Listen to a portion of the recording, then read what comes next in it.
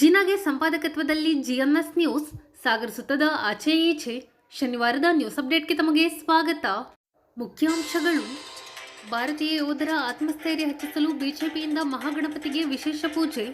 ಪಾಕಿಸ್ತಾನವನ್ನು ಭೂಪಟದಿಂದ ಅಳಿಸಿ ಹಾಕುವ ಜೊತೆಗೆ ಜಗತ್ತಿಗೆ ಭಯೋತ್ಪಾದನೆ ಹರಡದಂತೆ ತಡೆಗಟ್ಟಲು ಇದು ಸೂಕ್ತ ಸಂದರ್ಭ ಎಂದ ಹರತಾಳು. ಮೇ 13ರಂದು ಡಾಕ್ಟರ್ ರಾಮಪ್ಪ ಸಿಗಂದೂರು ಅವರ 72ನೇ ಹುಟ್ಟುಹಬ್ಬ. ಭಾರತೀಯ ಯೋಧರ ಆತ್ಮಸ್ಥೈರ್ಯ ಹೆಚ್ಚಿಸಲು ವಿಶೇಷ ಪೂಜೆ. ಡಾಕ್ಟರ್ ರಾಮಪ್ಪ ಹುಟ್ಟುಹಬ್ಬ ಅಂಗವಾಗಿ ವಿವಿಧ ಸಾಮಾಜಿಕ ಕಾರ್ಯಕ್ರಮ ಕುರಿತು ದೇವರಾಜ್ ವಿಜಯಕುಮಾರ್ ಮಾಹಿತಿ. ಈಗ ಸುದ್ದಿಯ ವಿವರ. ಯುದ್ಧ ಕಾರ್ಮೋಡ ಕವಿದಿರುವ ಸಂಕೀರ್ಣ ಕಾಲಘಟ್ಟದಲ್ಲಿ ದೇಶವಾಸಿಗಳು ಯೋಧರಿಗೆ ಆತ್ಮಸ್ಥೈರ್ಯ ತುಂಬುವ, ಅವರ ಕರ್ತವ್ಯಕ್ಕೆ ಯಶಸ್ಸು ಕೋರಲು ಪೂಜಾದಿ ಕೆಲಸಗಳನ್ನು ಮಾಡುವುದು ಹೆಚ್ಚು ಅರ್ಥಪೂರ್ಣ ಎಂದು ಮಾಜಿ ಸಚಿವ ಹಾಗೂ ಬಿಜೆಪಿ ರಾಜ್ಯ ಉಪಾಧ್ಯಕ್ಷ ಹರತಾಳು ಹಾಲಪ್ಪ ತಿಳಿಸಿದರು. ಸಾಗರದ ಮಹಾಗಣಪತಿ ದೇವಸ್ಥಾನದಲ್ಲಿ ಶನಿವಾರ ಬಿಜೆಪಿ ವತಿಯಿಂದ ಪಹಲ್ಗಾಮ್ ಉಗ್ರಕೃತ್ಯದ ಹಿನ್ನೆಲೆಯಲ್ಲಿ ನಡೆಯುತ್ತಿರುವ ಭಾರತ ಪಾಕಿಸ್ತಾನ ನಡುವಿನ ಯುದ್ಧದ ಸಂದರ್ಭದಲ್ಲಿ ಭಾರತೀಯ ಯೋಧರಿಗೆ ಯಶಸ್ಸು ಸಿಗಲಿ ಎಂದು ಪ್ರಾರ್ಥಿಸಿ ಹಮ್ಮಿಕೊಳ್ಳಲಾಗಿದ್ದ ವಿಶೇಷ ಪೂಜೆ ಕಾರ್ಯಕ್ರಮದಲ್ಲಿ ಪಾಲ್ಗೊಂಡು ಅವರು ಮಾತನಾಡುತ್ತಿದ್ದರು. ಈ ಸಂದರ್ಭದಲ್ಲಿ ಬಿಜೆಪಿ ಗ್ರಾಮಾಂತರ ಮಂಡಲಾಧ್ಯಕ್ಷ ದೇವೇಂದ್ರಪ್ಪ ಯಲಕುಂದ್ಲಿ, ನಗರ ಮಂಡಲಾಧ್ಯಕ್ಷ ಗಣೇಶ್ ಪ್ರಸಾದ್, ನಗರಸಭಾ ಅಧ್ಯಕ್ಷೆ ಮೈತ್ರಿ ಪಾಟೀಲ್, ಉಪಾಧ್ಯಕ್ಷೆ ಸವಿತಾ ವಾಸು, ಪ್ರಮುಖರಾದ Madhuraj Shivanand, Prema Singh, R Srinivas, Santosh Shet, royal Santosh, Parashuram, Mahesh V, Saroja Bhandari, Shweta, BT Ravindra ಇನ್ನಿತರರು ಹಾಜರಿದ್ದರು. ಇವತ್ತು ನಮ್ಮ ಕರ್ನಾಟಕ ರಾಜ್ಯದಾದ್ಯಂತ ನಮ್ಮ ಪಕ್ಷದ ವತಿಯಿಂದ ಮತ್ತು ಹಿತೈಷಿಗಳು ದೇಶವಾಸಿಗಳೆಲ್ಲರ ಸಹಕಾರದೊಂದಿಗೆ ಎಲ್ಲ ದೇವಸ್ಥಾನಗಳಲ್ಲಿ, ಮುಖ್ಯವಾಗಿ ನಾವು ತಾಲೂಕು ಮಟ್ಟದಲ್ಲಿ ಮತ್ತು ನಮ್ಮ ಶಕ್ತಿ ಕೇಂದ್ರ ಸಹ ಪೂಜೆಯನ್ನು ಮಾಡ್ತಾಯಿದ್ದೀವಿ. ಉದ್ದೇಶ, ಇವತ್ತೇನು ಯುದ್ಧದ ಸಂಭವ ಇದೆ, ಘರ್ಷಣೆ ಅಂತೂ ನಡೀತಾ ಇದೆ, ನೀವೆಲ್ಲ ನೋಡ್ತಾನೆ ಇದ್ದೀವಿ ಪ್ರತಿನಿತ್ಯ, ಪ್ರತಿ ಗಂಟೆ, ಪ್ರತಿ ನಿಮಿಷ. ಅದರಲ್ಲಿ ನಾವು ನಮ್ಮ ಸೈನಿಕರು, ನಮ್ಮ ಕೇಂದ್ರ ಸರ್ಕಾರ, ಇಡೀ ಸೇನಾ ಪಡೆಗಳಿಗೆ ಧೈರ್ಯ ಬರಲಿ, ಅವರ ಮಾನಸಿಕ ಸ್ಥೈರ್ಯ ಹೆಚ್ಚಾಗಲಿ, ಭಗವಂತನ ಪ್ರೇರಣೆ ಆಗಲಿ ಅಂಥೇಳಿ ದೇವಸ್ಥಾನಗಳಲ್ಲಿ ಪೂಜೆ ಮಾಡ್ತಕ್ಕಂಥ ಕಾರ್ಯಕ್ರಮವನ್ನು ಹಮ್ಮಿಕೊಂಡಿದ್ದೀವಿ. ಆ ಪ್ರಯುಕ್ತ ಇವತ್ತು ಪೂಜೆ ಮಾಡಿದ್ದೇವೆ. ಭಾರತ ಗೆಲ್ಲಬೇಕು, ಭಾರತದ ಸೈನಿಕರು ಗೆಲ್ಲಬೇಕು, ದೃಢ ನಿರ್ಧಾರವನ್ನು ತೆಗೆದುಕೊಳ್ತಕ್ಕಂಥ ಶಕ್ತಿಯನ್ನು ಕೇಂದ್ರ ಸರ್ಕಾರಕ್ಕೆ ಈಗಾಗಲೇ ಇದೆ. ಅದು ಇನ್ನಷ್ಟು ಧೈರ್ಯದಿಂದ, ಕ್ಷಮತೆಯಿಂದ ತೆಗೆದುಕೊಳ್ಳುವ ಹಾಗೆ ಆಗಲಿ ಅಂಥೇಳಿ ಭಗವಂತನಲ್ಲಿ ಪ್ರೇರಣೆ ಮಾಡಿ, ಭಗವಂತ ಪ್ರೇರಣೆ ಮಾಡಬೇಕು ಅಂಥೇಳಿ ಭಗವಂತನಲ್ಲಿ ಪೂಜೆಯನ್ನು ಎಲ್ಲ ಸೇರಿ ಮಾಡಿದ್ದೇವೆ. ಖಂಡಿತವಾಗಿ ನಾವು ಗೆಲ್ತೇವೆ. ಪಾಕಿಸ್ತಾನಕ್ಕೆ ಇದು ಬಹುಶಃ ಕೊನೆ ಯುದ್ಧ ಆಗಬಹುದು, ಅಥವಾ ಪಾಕಿಸ್ತಾನವೂ ಇರ್ತದೆಯೋ ಇಲ್ಲೋ ಗೊತ್ತಿಲ್ಲ. ಪಾಕಿಸ್ತಾನ 3 ಭಾಗ 4 ಭಾಗ ಆಗಬೇಕು. ನಮ್ಮ ದೇಶದ ಭಾಗ ಏನಿದೆ ಅವರು ಒಂದಿಷ್ಟು ಇಟ್ಕೊಂಡಿದ್ದಾರೆ, ಅದನ್ನು ಕೂಡ ವಶಪಡಿಸಿಕೊಳ್ಬೇಕು. ಮತ್ತು ಅಲ್ಲಿ ಇನ್ನೊಂದು ದೇಶ ಬಲೂಚಿಸ್ತಾನ, ಅವರೆಲ್ಲ ನಮ್ಮ ದೇಶದ ಪರವಾಗಿರೋರು, ಇಂದು ಕೂಡ ಭಾರತಕ್ಕೆ ಸೇರಬೇಕು ಅಂಥೇಳಿ ಅಭಿಪ್ರಾಯ ವ್ಯಕ್ತವಾಗಿತ್ತು ಅಂತ ನೀವೆಲ್ಲ ಓದಿದ್ದೇವೆ, ತಿಳಿದಿದ್ದೇವೆ. ಅದನ್ನು ಈಗ ಮತ್ತೊಮ್ಮೆ ನಾವು ಪಡೆಯೋದು ಅಥವಾ ಅಲ್ಲಿ ಅವರಿಗೆ ಸಪ್ರೇಟ್ ದೇಶ ಮಾಡೋದ್ರ ಮೂಲಕ ಈ ಪಾಕಿಸ್ತಾನವನ್ನು ಭೂಪಟದಿಂದಲೇ ಅಳಿಸ್ಬೇಕು. ಅವ್ರು ಮಾಡ್ತಕ್ಕಂಥ ಕೀಟ್ಲೆ ಅಷ್ಟಿಷ್ಟಲ್ಲ, ಅದಕ್ಕೊಂದು ಕೊನೆ ಹಾಡಬೇಕು. ಕೊನೆ ಹಾಡ್ತಾರೆ, ಕೊನೆ ಹಾಡಲಿ. ಆ ಭಗವಂತ ಶಕ್ತಿಯನ್ನು ನಮ್ಮ ಸೈನಿಕ 3 ದಳಗಳಿಗೆ ಮತ್ತು ದೇಶವಾಸಿಗಳಿಗೆ ಕೊಡಲಿ ಅಂತೇಳಿ ಭಗವಂತನ ಪ್ರಾರ್ಥನೆ ಮಾಡ್ತೇನೆ.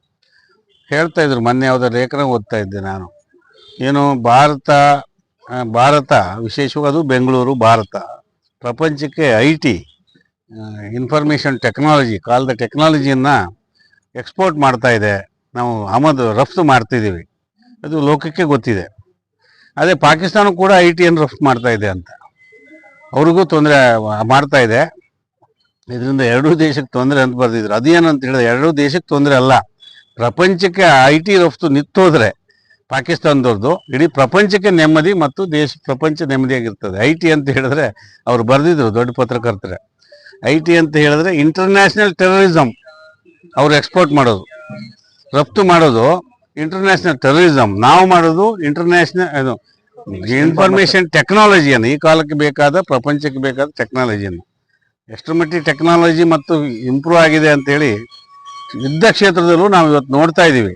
ನಾವು ಮಹಾಭಾರತ, ರಾಮಾಯಣದಲ್ಲಿ ನೋಡ್ತಿದ್ವಿ, ಕೇಳಿದ್ವಿ.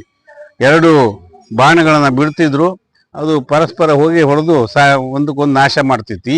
ಹಾಗೆ ಇವತ್ತು ನಮ್ಮ ದೇಶದ ಸೈನಿಕ ದಳ ಮತ್ತು ವೆಪನ್ ಅಂತ ಕರಿತೇವೆ, ಏನು ಶಸ್ತ್ರಾಸ್ತ್ರಗಳು, ಅದು ಪಾಕಿಸ್ತಾನ ದಾಟಿ ಬರೋದ್ರೊಳಗೆ ಹೊಡಿತಾ ಇದ್ದಾರೆ.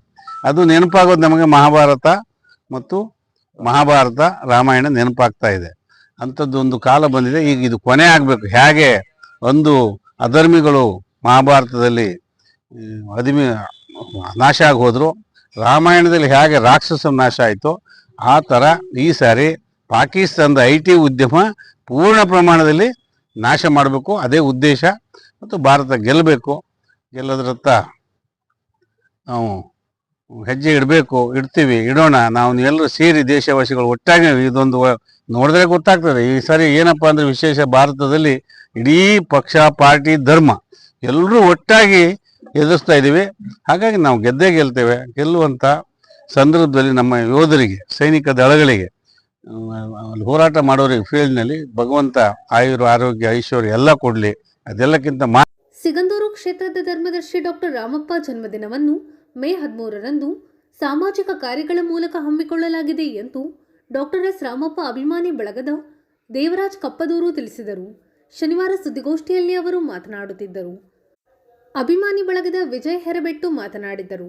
ಗೋಷ್ಠಿಯಲ್ಲಿ ಗಣೇಶ್ ಚಾಕಿ, ಹರೀಶ್ ಗಂಟೆ, ರವಿ ಅಳೂರು, ನಾಗರಾಜ್ ಕೈಸೋಡಿ, ಚೇತನ್ ರಾಜ್ ಕಣ್ಣೂರು ಇನ್ನಿತರರು ಹಾಜರಿದ್ದರು. ಡಾಕ್ಟರ್ ರಾಮಪ್ಪನವರು ಈಗಾಗಲೇ ನಮ್ಮ ಗೆಳೆಯರು ಹೇಳಿದಾಗೆ ಅತ್ಯಂತ ಸರಳ ಸಜ್ಜನಿಕೆಯ ವ್ಯಕ್ತಿಗಳು. ಕಳೆದ 4 ದಶಕಗಳಿಂದ ಕರ್ನಾಟಕದಲ್ಲಿ ಶ್ರೀ ಕ್ಷೇತ್ರ ಸಿಗಂದೂರನ್ನ ಒಂದು ಉತ್ತಮವಾದಂಥ ಶಕ್ತಿ ಕೇಂದ್ರವಾಗಿ ಬೆಳೆಸಲಿಕ್ಕೆ ಅತ್ಯಂತ ಅವರ ಶ್ರಮ ಇದೆ. ಜೊತೆಗೆ ತಾವು ನೋಡ್ತೀರಿ, ಅವರು ಬಹಳ ಸರಳವಾಗಿರುವಂಥದ್ದು. ಮುಖ್ಯವಾಗಿ ಯಾವುದೇ ಜನ್ಮ ದಿನಾಚರಣೆಗಳನ್ನು ಕೂಡ ಆಚರಿಸ್ಲಿಕ್ಕೆ ಅವರು ಇಷ್ಟಪಡೋದಿಲ್ಲ. ಆದರೆ ನಾವು ಅಭಿಮಾನಿಗಳು, ಕಾರಣ ಏನಂದ್ರೆ ಅವರ 72ನೇಯ ಜನ್ಮ ದಿನಾಚರಣೆ, ಅದನ್ನ ಒಂದು ಅರ್ಥಪೂರ್ಣವಾಗಿ ಆಚರಿಸಬೇಕು ಅನ್ನುವಂಥದ್ದು ನಾವೆಲ್ಲರೂ ಅಭಿಮಾನಿಗಳು ಸೇರ್ಕೊಂಡು ನಾವು ತನು ಮನ ಧನ ಸಹಾಯದಿಂದ ನಾವುಗಳು ಆ ಕೆಲಸವನ್ನು ಮಾಡುವಂಥ ಒಂದು ಕಾರ್ಯವನ್ನ 13ನೇ ತಾರೀಕು ಹಮ್ಮಿಕೊಂಡಿದ್ದೇವೆ. ಹಾಗೆ 13ನೇ ತಾರೀಕು ಪ್ರಾರಂಭದಲ್ಲಿ ಬೆಳಗ್ಗೆ ಸಾಗರದ ಮಹಾಗಣಪತಿ ದೇವಸ್ಥಾನದಲ್ಲಿ ಶ್ರೀರಾಮಪ್ಪನವರ ಆಯುಷ್ ಆರೋಗ್ಯಕ್ಕಾಗಿ ಪೂಜೆಯನ್ನ ಸಲ್ಲಿಸಲಾಗುತ್ತೆ. ಹಾಗೆ ಶ್ರೀ ಕ್ಷೇತ್ರ ಸಿಗಂದೂರಿನಲ್ಲೂ ಕೂಡ ಪೂಜೆಯನ್ನ ಸಲ್ಲಿಸಲಾಗುತ್ತೆ ಅವರ ಅಭಿಮಾನಿಗಳ ಪರವಾಗಿ. ಜೊತೆಗೆ ಶ್ರೀ ಕ್ಷೇತ್ರ ಸಿಗಂದೂರಿನಲ್ಲಿ ಮೆಗಾನ್ ಆಸ್ಪತ್ರೆಯ ರಕ್ತನಿಧಿ ಕೇಂದ್ರ ಮತ್ತೆ ಅಲ್ಲಿಯ ಸ್ಥಳೀಯ ಎಲ್ಲ ರಾಮಪ್ಪನವರ ಅಭಿಮಾನಿಗಳ, ಶ್ರೀ ಕ್ಷೇತ್ರದ ಅಭಿಮಾನಿಗಳ ವತಿಯಿಂದ ರಕ್ತದಾನ ಶಿಬಿರವನ್ನ ಹಮ್ಮಿಕೊಳ್ಳಲಾಗಿದೆ. ಶ್ರೀ ಕ್ಷೇತ್ರದಲ್ಲಿ ಸಿಗಂದೂರಿನಲ್ಲಿ ರಕ್ತದಾನ ಶಿಬಿರ, ಒಂದು ಕನಿಷ್ಠ 100 ಜನ ರಕ್ತದಾನಿಗಳು ನಾಡಿನ ಒಳಿತಿಗಾಗಿ, ಜನರಿಗಾಗಿ ರಕ್ತದಾನವನ್ನ ಕೊಡುವಂತ ಒಂದು ನಿರೀಕ್ಷೆಯಲ್ಲಿ ನಾವು ಇದ್ದೇವೆ. ಜೊತೆಗೆ ಶಂಕರ ಐ ಹಾಸ್ಪಿಟಲ್ ಶಿವಮೊಗ್ಗದ ಅವರ ವತಿಯಿಂದ ಉಚಿತ ಕಣ್ಣು ಪರೀಕ್ಷೆ, ತೀರಾ ಬಡವರಿದ್ದಲ್ಲಿ, ಕಷ್ಟದಲ್ಲಿದ್ದಲ್ಲಿ ಅಂತಹ ವ್ಯಕ್ತಿಗಳಿಗೆ ಉಚಿತ ಕನ್ನಡಕವನ್ನ ವಿತರಿಸುವಂತ ಒಂದು ಯೋಜನೆಯನ್ನು ಕೂಡ ನಾವು ಹಮ್ಮಿಕೊಂಡಿದ್ದೇವೆ. ಇದು 2ನೇ ವಿಚಾರ. ಹಾಗೆ ಮುಖ್ಯವಾಗಿ 3ನೇದು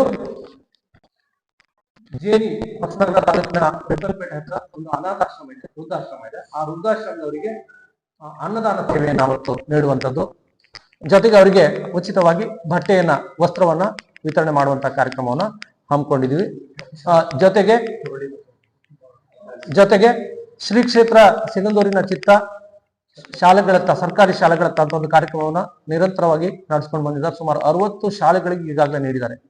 ಜೊತೆಗೆ ಇದೊಂದು ಸುಸಂದರ್ಭ ಅಂತೇಳಿ ತಿಳ್ಕೊಂಡು ಡಾಕ್ಟರ್ ರಾಮಪ್ಪನವರ ಜನ್ಮ ದಿನಾಚರಣೆಯ ಸಂದರ್ಭದಲ್ಲೂ ಕೂಡ 2 ಶಾಲೆಗಳಿಗೆ, ಒಂದು ಕರೂರು ಹೋಬಳಿಯ ಅತ್ಯಂತ ಕುಗ್ರಾಮ ಮರಾಠಿ ಶಾಲೆಗೆ, ಇನ್ನೊಂದು ಅತ್ಯಂತ ಕುಗ್ರಾಮ ಹುರುಳಿ, ಆ 2 ಸರ್ಕಾರಿ ಹಿರಿಯ ಪ್ರಾಥಮಿಕ ಶಾಲೆಗಳಿಗೆ ಸುಣ್ಣ ಬಣ್ಣವನ್ನ ಬಳಿಲಿಕ್ಕೆ ಸುಣ್ಣ ಮತ್ತು ಬಣ್ಣದ ವ್ಯವಸ್ಥೆಯನ್ನ ಉಚಿತವಾಗಿ ಅವರ ಅಭಿಮಾನಿ ಬಳಗದಿಂದ ನೀಡಲಾಗುತ್ತೆ. ಜೊತೆಗೆ ಸಾಗರದ 2 ಸರ್ಕಾರಿ ಆಸ್ಪತ್ರೆ, ಒಂದು ಮಹಿಳಾ ಮತ್ತು ಮಕ್ಕಳ ಕಲ್ಯಾಣ ಹಾಸ್ಪಿಟ್ಲು, ಜೊತೆಗೆ ಸರ್ಕಾರಿ ಆಸ್ಪತ್ರೆ, ಉಪವಿಭಾಗೀಯ ಆಸ್ಪತ್ರೆಯ ಎಲ್ಲ ಒಳರೋಗಿಗಳಿಗೆ ಮತ್ತೆ ಅಲ್ಲಿ ಬಂದಿರುವಂತಹ ಹೊರರೋಗಿಗಳಿಗೆ ಕೂಡ ಆ ಸಂದರ್ಭದಲ್ಲಿ ಹಣ್ಣು ಹಂಪಲನ್ನ ವಿತರಿಸಿ ಒಂದು ಅರ್ಥಪೂರ್ಣವಾಗಿ ಆ ಒಂದು ಜನ್ಮ ದಿನಾಚರಣೆಯನ್ನು ಆಚರಿಸಬೇಕು ಅನ್ನುವಂಥದ್ದು ನಮ್ಮ ಅಭಿಮಾನಿ ಬಳಗದ ಭಾವನೆ. ಇನ್ನು ಜೊತೆಗೆ ಅಲ್ಲಿ ಸ್ಥಳೀಯವಾಗಿಯೂ ಕೂಡ ಅತ್ಯಂತ ಕಷ್ಟದಲ್ಲಿರುವಂತ ರೋಗಿ, ಕೆಲವರು ಕ್ಯಾನ್ಸರ್ ಪೀಡಿತರಿರ್ಬೋದು, ಬೇರೆ ಅಪಘಾತದಲ್ಲಿ 1-2 ಕುಟುಂಬ, ಎಲ್ಲ ಪತ್ರಕರ್ತ ಮಿತ್ರರೇ ಹಾಗೂ ದೃಶ್ಯ ಮಾಧ್ಯಮದವರೇ ಹಾಗೂ ಯೂಟ್ಯೂಬ್ ಚಾನಲ್ನವರೇ, ಹಾಗೆ ವೇದಿಕೆ ಮೇಲಿರ್ತಕ್ಕಂಥ ದೇವರಾಜ್ ಕಪ್ಪದೂರ್ ಅವರೇ, ನಾಗರಾಜ್ ಕೈಸೋಡಿ ಅವರೇ, ಹಾಗೆ ಚೇತನ್ ಕಣ್ಣೂರ್ ಅವರೇ, ಹಾಗೆ ರವಿ ಅಳೂರ್ ಅವರೇ, ಜಾಕಿ ಗಣೇಶ್ ಅವರೇ, ಗಂಟೆ ಹರೀಶ್ ಅವರೇ, ಇವತ್ತು ನಾವು ಶ್ರೀ ಕ್ಷೇತ್ರ ಸಿಗಂದೂರು ಚೌಡಮ್ಮ ದೇವಸ್ಥಾನದ ಪೂಜ್ಯ ಧರ್ಮದರ್ಶಿಗಳಾಗಿರ್ತಕ್ಕಂಥ ಡಾಕ್ಟರ್ ರಾಮಪ್ಪನವರ ಹುಟ್ಟುಹಬ್ಬದ ಪ್ರಯುಕ್ತ ಒಂದು ಪತ್ರಿಕಾ ಪ್ರಕಟಣೆಯನ್ನ ಇವತ್ತು ಮಾಡಲಿಕ್ಕೆ ಇಲ್ಲಿ ಬಂದಿದ್ದೀವಿ. ಪೂಜ್ಯರಿಗೆ ಈ ಒಂದು ಹುಟ್ಟುಹಬ್ಬದ ಸಂಭ್ರಮ ಇಷ್ಟ ಇಲ್ಲದಿದ್ರು ನಾವು ಒತ್ತಾಯಪೂರ್ವಕವಾಗಿ ಅಭಿಮಾನಿ ಬಳಗ ಶ್ರೀ ಕ್ಷೇತ್ರ ಸಿಗಂದೂರಿನ ರಾಮಪ್ಪನವರ ಅಭಿಮಾನಿ ಬಳಗ ಇವತ್ತು ಅವರ ಒಂದು 72ನೇ ಹುಟ್ಟುಹಬ್ಬ ಕಾರ್ಯಕ್ರಮವನ್ನ ಹಮ್ಮಿಕೊಂಡಿದ್ದೇವೆ. ಈ ಕಾರ್ಯಕ್ರಮದ ಪ್ರಯುಕ್ತ ನಾವು ಇವತ್ತು ಸಾಗರದ ಸರ್ಕಾರಿ ಆಸ್ಪತ್ರೆ ಇರ್ಬೋದು, ಹಾಗೆ ಹೆರಿಗೆ ಆಸ್ಪತ್ರೆ ಇರ್ಬೋದು, ಶಿವಮೊಗ್ಗ ಮೆಗಾನ್ ಆಸ್ಪತ್ರೆ ಇರ್ಬೋದು, ಹಾಗೆ ಬೇರೆ ಬೇರೆ ಕಡೆಗಳಲ್ಲಿ ನಾವಿವತ್ತು ಹಣ್ಣು ವಿತರಣೆ ಇರ್ಬೋದು, ಬೇರೆ ಬೇರೆ ಬ್ರೆಡ್ ಇನ್ನಿತರ ಅವರಿಗೆ ರೋಗಿಗಳಿಗೆ ಅನುಕೂಲ ಆಗ್ತಕ್ಕಂಥ ವಸ್ತುಗಳನ್ನ ವಿತರಣೆ ಮಾಡಿ ಆ ಮುಖಾಂತರ ಒಂದು ರಾಮಪ್ಪನವರ ಹುಟ್ಟುಹಬ್ಬವನ್ನ ಆಚರಣೆ ಮಾಡಲಿಕ್ಕೆ ಹಮ್ಮಿಕೊಂಡಿದ್ದೇವೆ. ಜೊತೆಗೆ ರಾಮಪ್ಪನವರು ತಮಗೆಲ್ಲ ಗೊತ್ತಿರುವ ಹಾಗೆ ತುಂಬಾ ಸರಳ ಸಜ್ಜನಿಕೆಯ ವ್ಯಕ್ತಿ. ಶ್ರೀ ಕ್ಷೇತ್ರವನ್ನ ಕಟ್ಟಿ ಬೆಳೆಸುವಂತವರು. ಅವರಿಗೆ ಯಾವುದೇ ಜಾತಿ ಭೇದ ವಗೇರೆ ಯಾವುದೇ ಇಲ್ಲ ಅವರಿಗೆ. ಆ ರೀತಿಯಲ್ಲಿ ಎಲ್ಲ ಸಮಾಜಕ್ಕೆ ಸರ್ವರಲ್ಲಿ ಒಂದಾಗಿ ತೆಗೆದುಕೊಂಡು ಹೋಗ್ತಕ್ಕಂಥ ಒಂದು ಮನೋಭಾವ ಇಟ್ಕೊಂಡವರು. ಅವರು ಅನೇಕ ಕೆಲಸ ಕಾರ್ಯಗಳಲ್ಲಿ ಇವತ್ತು ಸ್ಥಳೀಯವಾಗಿ ಇವತ್ತು ಶಾಲೆ ಇರ್ಬೋದು, ದೇವಸ್ಥಾನಗಳಿರ್ಬೋದು, ವಿದ್ಯಾಸಂಸ್ಥೆ ಇರ್ಬೋದು, ಆಂಬುಲೆನ್ಸ್ ಸೇವೆ ಇರ್ಬೋದು, ಹಾಗೆ ಅನೇಕ ಜನಪರ ಕೆಲಸವನ್ನ ದೇವಸ್ಥಾನದಲ್ಲಿ ಮಾಡಿದ್ದಾರೆ. ಹಾಗೆ ಆ ಭಾಗದ ಅನೇಕ ವಿದ್ಯಾಸಂಸ್ಥೆಗಳಿಗೆ, ಸರ್ಕಾರಿ ಶಾಲೆಗಳಿಗೆ ಸುಣ್ಣ ಬಣ್ಣ ಬಳಿಯೋದಿರ್ಬೋದು, ಹಾಗೆ ಬಡ ವಿದ್ಯಾರ್ಥಿಗಳಿಗೆ ಓದ್ಲಿಕ್ಕೆ ಸಹಾಯ ಮಾಡ್ತಕ್ಕಂಥದ್ದಿರ್ಬೋದು, ಹಾಗೆ ಕಷ್ಟದಲ್ಲಿರ್ತಕ್ಕಂಥ ರೋಗಿಗಳಿಗೆ ಧನ ಸಹಾಯ ಮಾಡೋದಿರ್ಬೋದು, ಹಾಗೆ ಅನೇಕ ಸೇವೆಗಳನ್ನ ಅವರು ಸದಾಕಾಲ ಮಾಡ್ತಾ ಬಂದಿದ್ದಾರೆ. ಹಾಗಾಗಿ ಇವತ್ತು ನಾವು ಅವರ ಹುಟ್ಟುಹಬ್ಬವನ್ನ ಈ ಮುಖಾಂತರ ಇದು ಶನಿವಾರದ ಸಮಗ್ರ ಸುದ್ದಿ. ನಿರಂತರ ಸುದ್ದಿಗಾಗಿ ನೋಡ್ತಾ ಇರಿ GNS ನ್ಯೂಸ್. ನಮಸ್ಕಾರ.